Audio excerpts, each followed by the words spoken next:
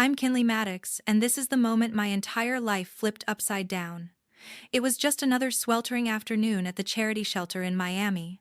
Weeks after the tropical storm ripped through the city, I was handing out bottled water and canned food to families who had lost everything wearing the same old jeans and donated t-shirt I'd been living in. Then, this older man in an expensive suit walked straight toward me. He looked out of place among the tents and folding tables. He didn't say a word at first, just stared at me like he was seeing a ghost. Finally, he pulled me aside away from the crowd and asked quietly, his voice shaking a little. "Have you ever received any money from your grandfather?" I froze. No one had ever mentioned a grandfather sending money. The people who raised me after my parents were gone always told me he wanted nothing to do with me, that he blamed me for what happened to my mom. I told him no. I'd never gotten a single dollar. His face went pale like he'd just heard the worst news possible. That one question changed everything. Because somewhere out there, a $3 million trust fund in my name had vanished, and I was about to find out who took it. If you've ever been lied to by the people closest to you, the ones who were supposed to protect you, drop a comment below and tell me your story. How far would someone in your family go for money? Hit that like button. If this already has you hooked, share it with someone who needs to hear it, and subscribe with notifications on. These real stories deserve to be told. But to understand why that man flew all the way from New York just to ask me that question, we have to go back to the phone call that started it all. Victor Maddox sat alone in his high-rise office in Manhattan when the private investigator finally called. Victor Maddox sat alone in his corner office on the 78th floor of a glass tower in Midtown Manhattan. The city skyline stretched out beyond the floor-to-ceiling windows, but he barely noticed it. In his hands was a thin manila folder delivered that morning by courier from a private investigator he had hired on a hunch months earlier. He opened it slowly. The first few pages were standard background reports. Then came the photographs. The young woman in the pictures had warm brown skin and thick natural hair pulled back into a practical ponytail. She wore faded jeans and a plain gray t-shirt with the logo of a local relief organization. In one shot, she handed a bottle of water to an elderly man sitting on a cot. In another, she organized boxes of donated clothing on a long table under a white tent. Her face showed exhaustion, but there was a quiet determination in her eyes that made Victor's chest tighten. Kinley Maddox, his granddaughter. The investigator's summary was straightforward. After the recent tropical storm hammered South Florida, Kinley had been staying at a charity-run temporary shelter in the Miami area. She wasn't just passing through. She was volunteering long hours every day. The report noted that she had no significant personal assets registered in her name, no active bank accounts with substantial balances, and no property. Meanwhile, the family home in a comfortable Miami suburb had already been repaired and reoccupied by the legal guardian and her younger daughter. Victor leaned back in his leather chair, the folder resting on the mahogany desk. He had always assumed the trust fund he established 19 years ago was being used properly. $10,000 deposited every month without fail, totaling well over $3 million by now. The account was in Kinley's name, but as her legal guardian after Patrick's death, Diane Zimmerman had full authority to withdraw funds for living expenses, education, medical care, anything related to raising the child. The lawyers had assured him the setup was standard and protected. He had signed the papers in a fog of grief shortly after Frances died from complications during childbirth. At the time, taking care of a newborn while running a real estate empire felt impossible. When Patrick remarried a few years later and Diane gave birth to Hadley, it seemed like the perfect solution, a stable home with a new family. Victor rubbed his temples. He had never insisted on detailed spending reports. A brief email or holiday card from Diane every year was enough to ease his conscience. She always wrote that Kinley was doing fine, adjusting well, focused on school. He had believed it because believing was easier than facing the alternative. Now the photographs told a different story. A 9-year-old woman sleeping on a cot in a shelter gym converted into temporary housing. No designer clothes, no car, no signs of the financial security he thought he had provided.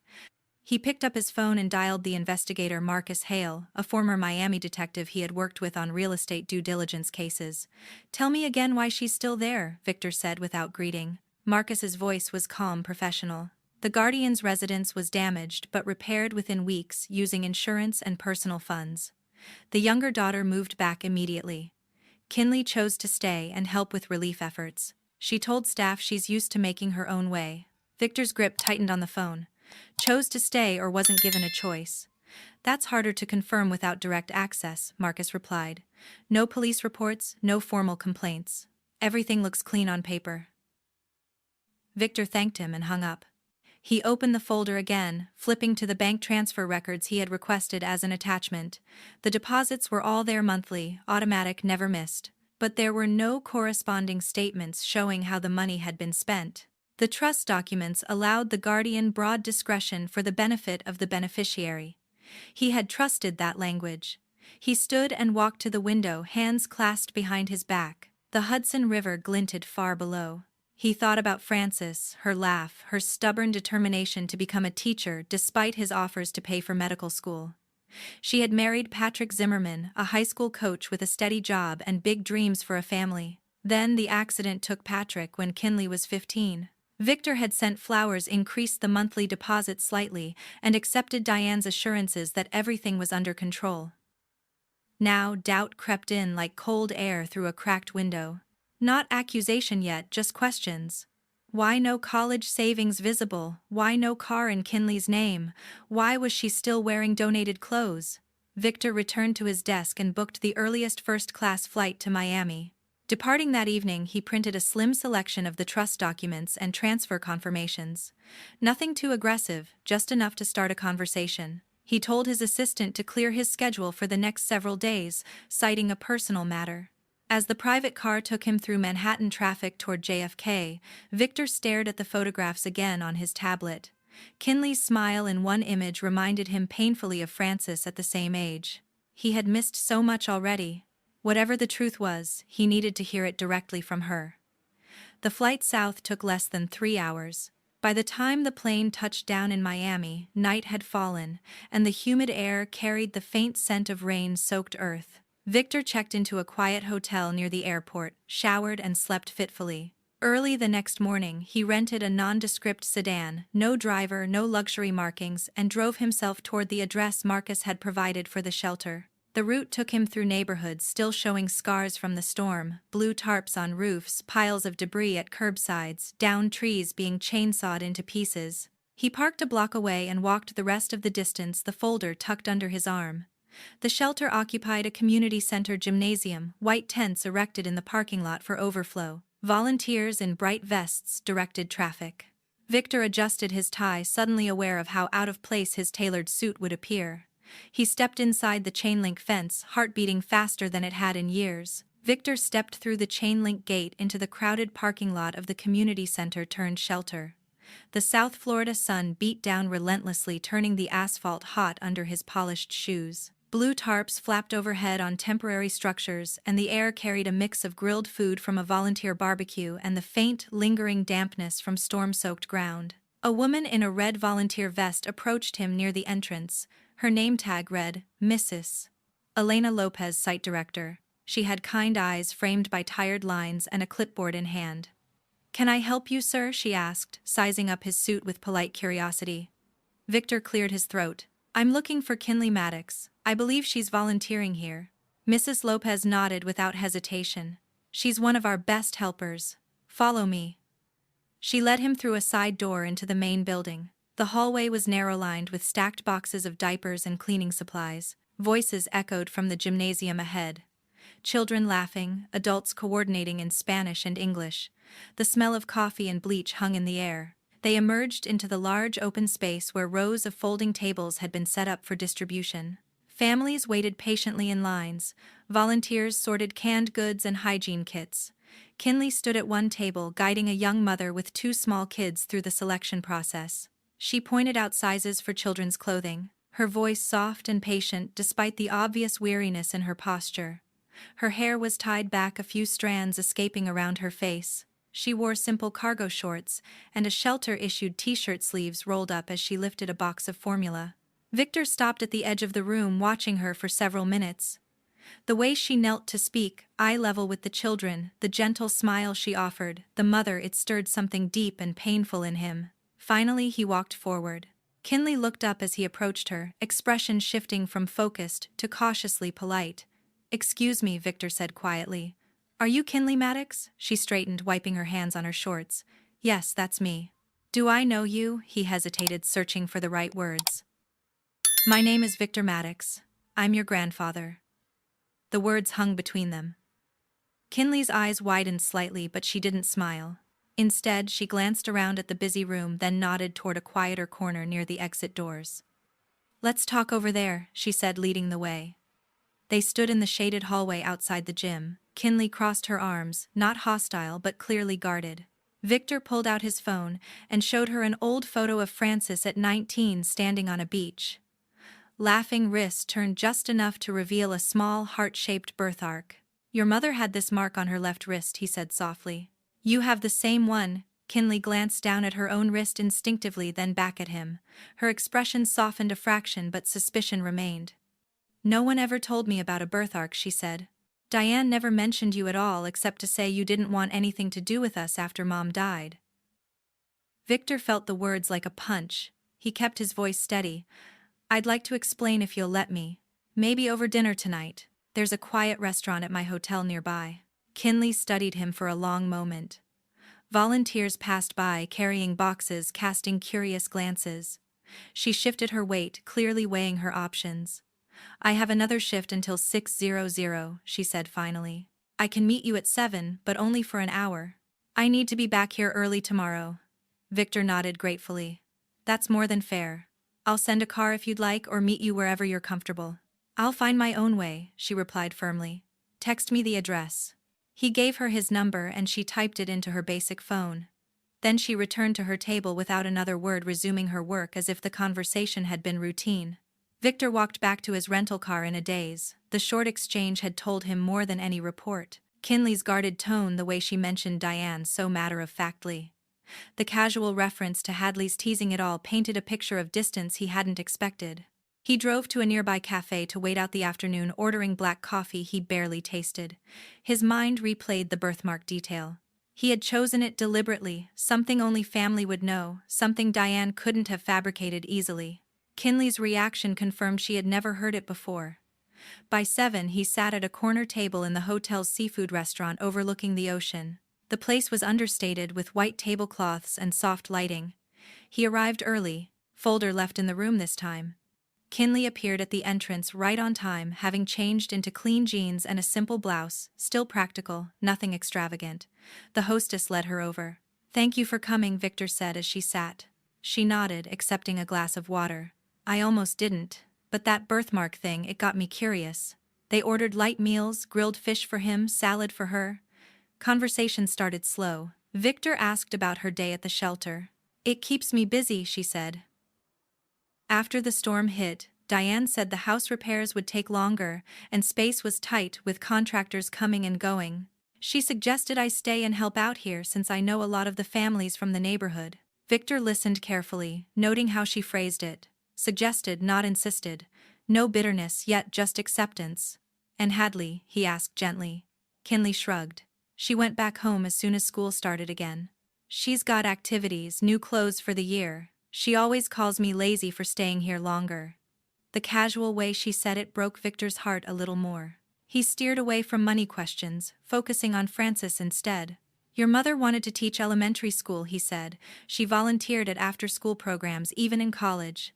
Kinley's eyes lit up with genuine interest. I didn't know that. Diane never really talked about her. They lingered over coffee. Kinley asked a few careful questions about Francis's childhood, listening intently to stories of beach trips and holiday dinners.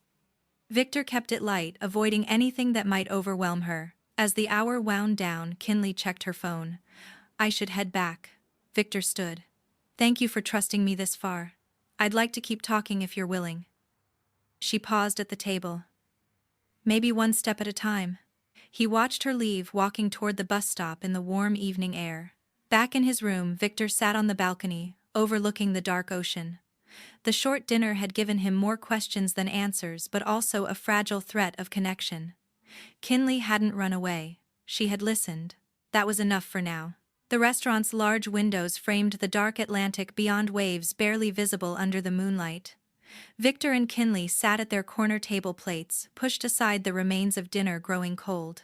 He had waited until the server refilled their water before reaching into his briefcase. He placed a slim folder on the table and opened it to a printed summary page. "This is something I've carried with me since arriving," he said quietly. Kinley leaned forward, curious but still reserved. The page showed a column of dates stretching back years, each with a transfer amount $10,000 month after month. "These are deposits I made into a trust fund set up in your name right after your mother passed," Victor explained. "The total has gone well past $3 million by now. It was meant to cover everything: education, living costs, whatever you needed growing up." Kinley stared at the numbers, her fork forgotten in her hand.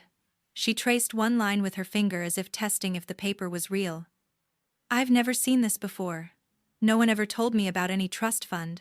Victor nodded slowly, keeping his tone neutral. "When your father remarried and Diane became your legal guardian, the account allowed her to withdraw funds for reasonable expenses related to raising you. Things like housing, food, school, that's standard under Florida law for minors." He didn't add accusation, only fact. Kinley's brow furrowed as she processed it. "So all this money, it was supposed to be for me?" "That was the intention," Victor replied. "I trusted the system and the people in your life to use it properly." Kinley sat back, folding her hands in her lap. The surprise in her eyes shifted to something more complicated. Confusion mixed with a quiet hurt. He pulled out his phone and dialed a contact marked David Clean, attorney. The call connected quickly. "David, it's Victor. I'm with Kinley now. I need you to run a full trace on recent activity in the trust: withdrawals, transfers, everything from the last 5 years at least. Prioritize the largest ones." David's voice came through clearly on speaker, professional and calm. "I can start pulling statements tonight, but a detailed forensic review will take a few days. I'll need signed authorization from you and ideally from Kinley once we confirm her access." Victor looked across the table. Kinley gave a small nod. "We'll get that sorted tomorrow," Victor said. "Keep me updated." He ended the call and slipped the phone away. Silence settled for a moment, broken only by distant clatter from the kitchen. Kinley spoke first, voice low. "After Dad's accident, I was 15. Things changed at home. Diane started focusing more on Hadley. New clothes for her, better schools, dance lessons. I got told to pitch in more, take part-time jobs at local stores to cover my own stuff." Victor listened without interrupting, his coffee untouched. "She'd say it built character," Kinley continued. "Hadley picked up on it. 2 little comments about how I didn't need much anyway. I figured that's just how it was after losing Dad. Money got tight for everyone." She shrugged, but the motion carried years of quiet acceptance. Victor felt the weight of it settle in his chest. He had sent those deposits religiously, convinced they eased his absence. "I should have asked for more updates," he said finally. "I let distance become an excuse." Kinley met his gaze. "Why didn't you visit or call?" The question was direct, not angry, just searching. Victor exhaled slowly. "Grief does strange things. Losing Frances broke something in me. I threw myself into work, told myself the money was my way of providing. Diane sent occasional photos and notes saying, 'You were fine.' I didn't push because facing the truth felt harder than signing checks." He reached into the folder again and pulled out a small printed photo. Frances on a pier, sketch pad in hand, drawing the ocean at sunset. "Your mother loved painting water. He said she'd sit for hours capturing how the light changed on waves. Said it made her feel connected to something bigger." Kinley took the photo carefully, studying her mother's concentrated expression. A faint smile touched her lips. "I've always liked drawing horizons," she admitted. "Never knew where that came from." They talked longer than planned. Kinley shared small memories of Patrick coaching weekend soccer, teaching her to change a tire. Victor reciprocated with stories of Frances's stubborn streak, how she insisted on earning her own way through college. As the restaurant emptied around them, Kinley glanced at her watch. "I should catch the last bus back." Victor signaled for the check. "Let me drive you, it's the least I can do." She hesitated, then agreed. The ride to the shelter was quiet. City lights reflecting off wet streets still drying from earlier rain. When they pulled up, Kinley paused at the car door. "This is a lot to take in," she said. "I need time to think." "Take all the time you need," Victor replied. "I'll be here." She nodded and stepped out, disappearing into the lighted entrance. Victor watched until the door closed behind her, then drove back to the hotel. In his suite, he stood at the window again, staring at the dark sea. The partial records lay on the desk, proof of his intent but no proof yet of outcome. David's review would clarify things soon. Until then, doubt lingered, mixed with cautious hope from the evening's conversation. Victor's phone buzzed on the hotel desk while he reviewed emails. The caller ID showed David Klein. He answered immediately. "I have the preliminary report," David said. "Voice study. Several large withdrawals over the past few years labeled as family expenses and educational costs for dependent in the household. Nothing obviously illegal on the surface. Guardians have latitude for that kind of thing, but the amounts are substantial, and most documentation ties to private school tuition and extracurriculars that don't match Kinley's records." Victor sat forward. "How substantial? Multiple 6-figure transfers. I need more time for vendor invoices and bank imaging to see exact spending. Could be legitimate, could be stretching the definition of benefit of the beneficiary." "Keep digging," Victor instructed. Quietly, he ended the call and stared at the ocean view, mind turning. The labels sounded reasonable enough on paper. Guardians often covered household costs when raising multiple children. But the shelter photographs lingered in his thoughts. He decided to test the water himself. He dialed the home number he hadn't used in years. Diane answered on the third ring, warm and surprised. "Victor, it's been ages. How are you?" "I'm in Florida, actually," he said evenly. "Came down after hearing about the storm damage. How's everyone holding up?" "We're managing," she replied. "Repairs are mostly done, insurance covered a lot." "And Kinley?" he asked. "Is she back home yet?" Diane hesitated just a fraction. "She's still at the community center helping out. You know how she is always wanting to pitch in. We've got workers finishing the guest wing, so it's tight here." She insisted on staying to volunteer. A younger voice piped up in the background. "Mom, who's that?" Diane laughed lightly. "It's your grandfather, Hadley. Say hi." Hadley came on the line, bright and cheerful. "Hi, Kinley loves doing charity stuff. She's super into it. I've got midterms coming up, so I'm crazy busy with school." Victor kept his tone friendly. "Sounds like you're both keeping busy. I'd love to stop by and see the place when it's convenient." "Of course," Diane said quickly. "Just let us know when. We'd love to catch up." They exchanged a few more pleasantries before hanging up. Victor set the phone down slowly. Diane's concern had sounded genuine. Hadley's chatter typical for a teenager. Yet something felt off, like a script performed too smoothly. He met Kinley later that afternoon at a quiet coffee shop near the shelter. She arrived in fresh clothes borrowed from donations, hair still damp from a quick shower. He recounted the call word for word, watching her reaction. Kinley stirred her iced tea, frowning slightly. "That's pretty much how she always explains it. I chose to stay because I wanted to help and the house isn't ready." "But the repairs," Victor pressed gently. She shrugged. "They finished the main areas weeks ago. Diane said the extra work would be noisy, better for me to avoid the dust." Victor nodded, letting it sink in. Kinley continued without prompting. "Hadley's comments don't surprise me. She's been getting new laptops and dance gear while I make do with hand-me-downs. Diane says it's because Hadley's activities cost more. I figured that was fair." Her defense of Diane came out automatic, years of habit. Victor heard the lingering loyalty in her voice. The child still hoping for fairness. "It's possible everything's above board," he said carefully. "David's just double-checking routine withdrawals, big ones for household and school costs." Kinley looked up sharply. "School costs? I went to public school after Dad died. Hadley's the one at that private academy downtown." Victor didn't push further. The seed of doubt was planted. Forcing it now would only make her pull back. They changed topics.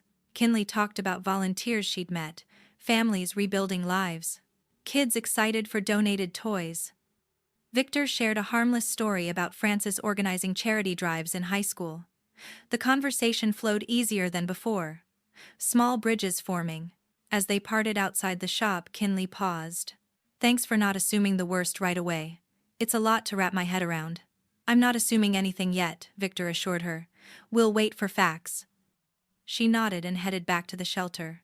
Victor watched her go, then returned to the hotel. That evening he reviewed the preliminary summaries David emailed. The educational costs line items matched tuition statements for an elite prep school, Hadley's name on every invoice.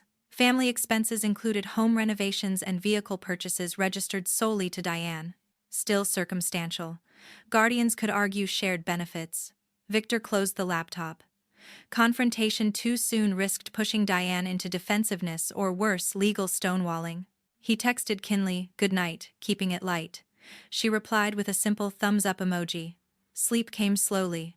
Victor lay awake, listening to distant traffic weighing his next move. A direct visit to the house felt inevitable, but timing mattered. He needed Kinley on board, not caught in the middle. The doubt had deepened, but certainty remained out of reach. The rental sedan pulled into the circular driveway of the Zimmerman residence in a gated Miami suburb. The house was a modern two-story stucco, with fresh paint and manicured palms. No visible signs of storm damage remained. Victor parked behind David Klein's discreet gray SUV. Kinley sat in the back seat, hands clasped tightly in her lap. David turned from the front passenger seat. "Remember, we're here to ask questions, not accuse outright. Let the documents speak." Victor nodded. They stepped out into the warm morning air. Kinley hesitated before following, smoothing her simple sundress. Diane opened the door almost immediately, smile wide and welcoming. "Victor, you made it. And Kinley, honey, it's good to see you." She hugged Kinley briefly, then ushered them inside. The foyer opened to a spacious living room with high ceilings, new leather furniture, and abstract art on the walls. Hadley appeared at the top of the stairs in designer leggings and a cropped-top phone in hand. She descended gracefully, flashing a polite smile. "Hi, grandfather." "Hi, sis." Victor returned the greeting evenly. They settled in the living room, Diane and Hadley on the long sofa. Victor and David in armchairs, Kinley on a side chair slightly apart. Diane offered coffee, which David accepted for everyone to keep things civil. As cups were passed, Victor placed a thick folder on the glass coffee table. "Thank you for having us," he began. "I've been going over the trust fund records with David. There are some discrepancies I hope you can clear up." Diane's smile stayed in place. "Of course, anything I can do." Victor opened the folder to a highlighted summary. The trust for Kinley has had over $3 million deposited since its creation, but recent withdrawals don't seem to align with her direct benefit. He slid the page across. Diane glanced at it, expression calm. "Those are normal family expenses," she said smoothly. "Raising 2 girls isn't cheap. Roof repairs after the storm, utilities, groceries. We all shared the house." David leaned forward. "The labels say educational costs for dependents and household maintenance. Can you walk us through some of the larger ones?" Diane nodded. "Absolutely. Hadley's tuition at Coral Ridge Academy is $4,500 a year. Dance competitions, tutoring, those add up," Hadley chimed in brightly. "And the trip to Aruba last spring was amazing. Mom said it was good for family bonding after all the storm stress." Kinley shifted in her seat, eyes widening slightly. Victor kept his face neutral. David flipped to another page. "This withdrawal for $6,000 listed as home renovation. The contractor invoices are in Hadley's name for her bedroom suite." Diane waved a hand. "It was for the whole upstairs. Kinley had her room too." "But Kinley hasn't lived here full-time in months," David pointed out quietly. "And this vehicle purchase registered solely to you." Diane's smile tightened. "Company car for errands benefited everyone." Hadley scrolled her phone absently. "Kinley never wanted fancy stuff anyway. She's always been more basic." The word hung in the air. Kinley's cheeks flushed, but she stayed silent. Victor spoke for the first time since the documents came out. The trust was established specifically for Kinley's future. Florida law allows guardians reasonable expenses, but the bulk must benefit the named beneficiary. These records show almost nothing directly for her. No college fund contributions, no personal accounts, no major purchases in her name. Diane straightened. "I've raised her since she was little. Clothes, food, a roof, that's benefit enough. The money kept the household running." David produced more pages, invoices for European vacations, jewelry, a pool installation. "These don't mention Kinley at all." Diane's composure cracked a fraction. "Bank errors happen. Or maybe the lawyers mislabeled." Hadley looked up from her phone, sensing tension. "Mom did everything for both of us. Kinley just didn't want the same things. She never complained about not having new clothes." Kinley finally spoke, voice steady. "I didn't complain because I thought we couldn't afford it." Diane shot her a sharp glance. "We managed fine." Victor's tone remained even. Where has the $3 million trust fund for Kinley gone, Diane? The question landed heavily. Diane's eyes darted between faces. It's gone into raising my family, she said, voice rising. Frances had everything handed to her rich parents' perfect husband. When she died suddenly, there was all this money for her kid. I had to make it work for everyone. Hadley frowned. Mom, Diane continued, words tumbling faster. Why should only one child get advantages? Hadley deserved opportunities too. David closed the folder. These patterns suggest intentional diversion of funds meant for Kinley. That crosses into embezzlement territory. Diane stood abruptly. You're twisting this. I'm the one who stayed, who sacrificed. Victor looked at Kinley, who met his gaze with quiet resolve. David stepped into the hallway and made a call. Uniformed officers arrived within minutes. Local police responding to reported financial fraud with documentation in hand. Diane's protests grew louder as they explained the arrest process.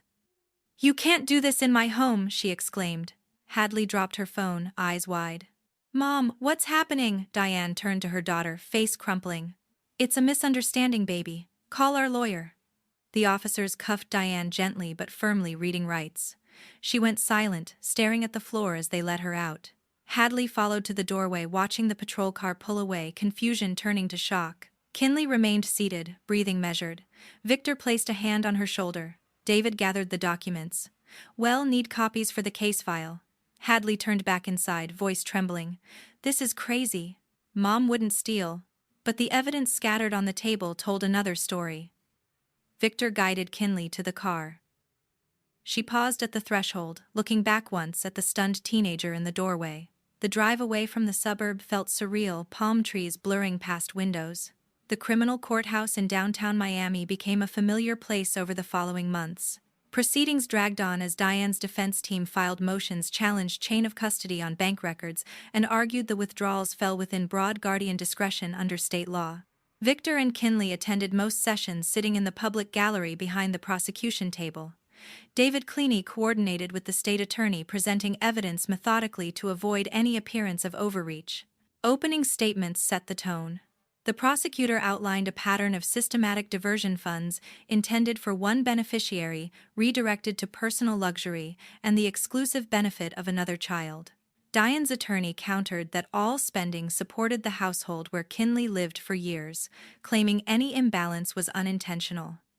Bank experts took the stand first. They displayed transfer logs projected on a large screen, highlighting deposits from Victor's account, followed by rapid outflows to vendors unrelated to Kinley's needs. Tuition payments to Coral Ridge Academy appeared repeatedly, all invoiced to Hadley Zimmerman. Diane sat straight in her chair at the defense table, expression composed. Hadley attended several days, dressed conservatively, sitting with a family friend. When Hadley was called as a witness for the defense, she walked to the stand with visible nerves. The attorney asked about home life. Mom always made sure we had food, clothes, a place to live, she said. She treated us both the same. The prosecutor cross-examined gently but firmly. He introduced printed text messages from Hadley's phone recovered via subpoena, where she bragged to friends about new designer bags or upcoming trips, while in the same threads dismissing Kinley's older wardrobe. Hadley glanced at her mother, then at the jury. I guess Mom bought more for me because I asked. I didn't think it was wrong. The admission hung in the quiet courtroom. Diane's attorney objected on relevance, but the judge allowed it. Kinley testified the next week. She wore a simple navy dress, hair neatly pulled back. Her voice stayed even throughout. I received basic support food, a room, public school, she said, but larger expenses went elsewhere. I worked part-time jobs from 16 to cover extras. The prosecutor asked about specific years. Kinley recalled instances calmly, Hadley's private lessons while she took the bus. New furniture delivered for the younger girl's room while hers stayed the same. She didn't raise her voice or show tears. The jury watched her steady delivery. Victor took the stand briefly, to confirm the trust's purpose established solely for Kinley's security after Frances's death. He acknowledged signing broad guardian powers, but stated his expectation was primary benefit to his granddaughter. Diane testified last for the defense. She maintained the fund sustained the entire family unit, insisting any disparity reflected different interests between the girls. I loved both of them, She said money was for stability. Cross-examination proved difficult for her.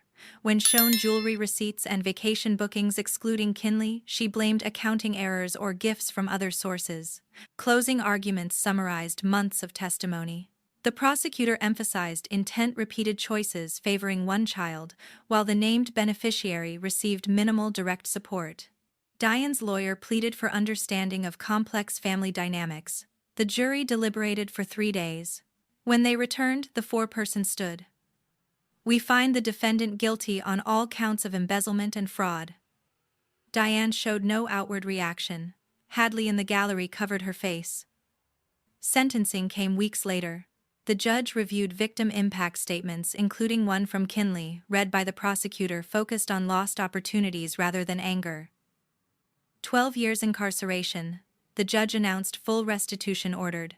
All assets traceable to diverted funds, residence, vehicles, accounts will be seized and liquidated for return to the trust. Hadley faced no charges as a minor during most transactions. She qualified as an indirect beneficiary without criminal liability. Court services arranged for her to live with a maternal aunt in Central Florida in a modest apartment far from former luxuries. Victor and Kinley left the courthouse into bright sunlight. Reporters waited outside, but David steered them away. In the car, Kinley stared out the window. It's over. Victor nodded. The legal part, yes. She turned to him. I don't feel victory. Just empty. That's normal. Healing takes longer than any trial. They flew back to New York that evening. The seized assets would rebuild the trust over time, but money felt secondary now. Hadley's new life began quietly. No private school, no extravagant allowances. The aunt provided structure and part-time work expectations. Diane began her sentence at a federal facility, standard conditions for financial crimes. Kinley unpacked in the guest room. Victor prepared simple and comfortable. Kinley stepped into the spacious penthouse for the first time, suitcase in hand. The marble floors and panoramic views of Central Park felt overwhelming. Victor showed her to a guest suite, but she hesitated. I'm not ready for all this space, she said quietly. Could I start in the smaller guest room or even the sitting area off the library? Victor understood without question. He prepared a comfortable corner room with a daybed and simple furnishings. Kinley unpacked slowly, placing her few belongings in drawers. The quiet luxuries still felt foreign, like borrowing someone else's life. She enrolled at a local university in a social work program, starting with introductory courses. Classrooms filled with discussions about community support systems resonated deeply. She listened more than spoke. At first, absorbing perspectives on family dynamics and recovery. Victor never pushed. Evenings, they shared meals prepared by his longtime housekeeper. He talked about Frances when Kinley asked how she organized food drives as a teenager, how she believed small acts could rebuild trust after hardship. I should have seen the signs sooner, he admitted one night over tea. Trusting paperwork over people was my mistake. Kinley nodded, stirring her cup. We both trusted too easily. They decided to channel the recovered funds into something meaningful. David helped establish a modest foundation named after Victor Maddox. Its focus stayed narrow: emergency housing grants and mentoring for young adults displaced by natural disasters. The first awards went to Florida, families still rebuilding. Applications arrived steadily. Kinley reviewed them in the evenings, matching needs with available resources. Seeing direct impact gave her purpose. One afternoon, a plain envelope arrived via David's office. Inside was a handwritten letter from Hadley. I've had time to think about everything it read. I knew Mom favored me and never questioned it. The things I said to you, calling you lazy, making fun of your clothes, were cruel. I'm sorry. I wish I could take them back. Kinley read it twice in silence. The words carried regret, but memories of years spent on the sidelines surfaced too. She folded the letter and placed it in a drawer, neither replying nor discarding it. She made no effort to contact Diane or Hadley again. Visits, letters, updates. None came, none were sought. Diane served her sentence in a low-security facility, routine, strict and days-long. Former friends distanced themselves. Social circles closed ranks around reputation. Hadley adjusted to ordinary life, with the aunt, public high school, part-time job at a local cafe. The shift from privilege to normally proved jarring, but she adapted without public complaint. Kinley's days gained rhythm. Morning classes, afternoon volunteer shifts at a Manhattan crisis center, evenings, studying or reviewing foundation files. Victor joined board meetings when health allowed, offering quiet guidance. Trust grew gradually. She accepted the larger bedroom when ready. They took walks in the park, discussing books or current events. Victor shared more photos from old albums, Francis at graduation, holding newborn Kinley briefly before complications set in. Some nights doubts resurfaced. Kinley wondered if she could ever fully let go of the years, feeling invisible in her own home. Therapy sessions through university helped unpack the layers. "I'm learning boundaries aren't selfish," she told Victor after one appointment. "Cutting contact doesn't make me unforgiving. It makes me protective of what peace I've found." He listened without judgment. The foundation expanded slowly. A second round of grants supported tutoring programs for displaced teens. Kinley spoke at a small donor event, voice steady as she explained why stable housing mattered more than money alone. Standing on the penthouse balcony, one crisp evening, city lights sparkling below, Kinley reflected on the path. "Money can disappear," she said aloud to the night air. "Trust can be broken by the people meant to guard it. But what no one can take is the choice to keep going, to turn pain into something that helps others." She thought of families receiving aid because of the foundation of students like her finding second chances. "Some wounds don't heal clean," she continued softly. "They leave scars, but scars remind us we survived. And surviving isn't the end. It's the beginning of deciding who we become next." Victor joined her at the railing, silent companion. Kinley leaned against it, breathing in the cool air. The trust fund had been restored through seizure and restitution, but its original purpose felt distant now. What mattered was the life built from remnants, the quiet mornings with real family. The work that gave meaning, the hard one, understanding that worth isn't measured by what others give or take. She turned inside, closing the glass door on the